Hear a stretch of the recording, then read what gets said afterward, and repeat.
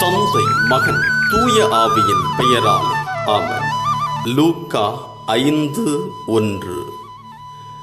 திரளான மக்கள் இறை வார்த்தையை கேட்பதற்கு அவரை நெருக்கிக் கொண்டிருந்தனர்.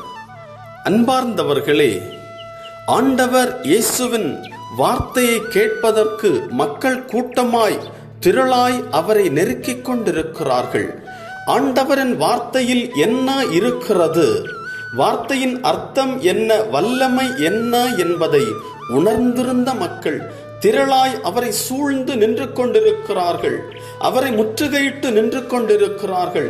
எப்படியாவது ஆண்டவரின் வார்த்தையின் வல்லமை என்னுடைய வாழ்விலும் கூட தஞ்சமடையக்கூடும், ஆண்டவரின் வார்த்தையின் வல்லமையை நான் அனுபவிக்க கூடும் என்று உணர்ந்து அவரை சூழ்ந்து நெருங்கி நின்று கொண்டிருக்கிறார்கள்.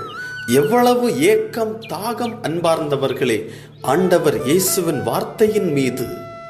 இன்று நம்முடைய வாழ்வில் இத்தகைய ஏக்கம், இத்தகைய தாகம் இருக்குமென்றால் ஆண்டவரின் வார்த்தையின் வல்லமை நம்மை சூழ்ந்து நிற்கும்.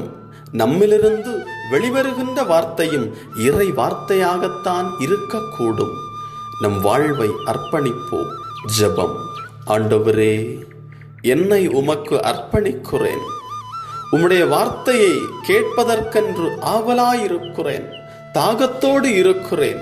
உம்முடைய வார்த்தையின் வல்லமை என்னை குணப்படுத்தும், உம்முடைய வார்த்தையின் ஆற்றல் என்னுடைய வாழ்வை உருமாற்றும் என்று உணர்ந்து நம்பி உம்முடைய வார்த்தையை ஒவ்வொரு நாளும் தேடி வருகிறேன்.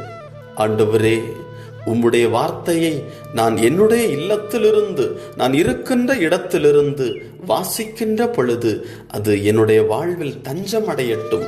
வார்த்தையின் வல்லமை என்னை உருமாற்றட்டும், வார்த்தையின் ஆற்றல் என்னை சுகப்படுத்தட்டும். என் வாழ்வை உமக்கு அர்ப்பணிக்கிறேன். ஆமென்.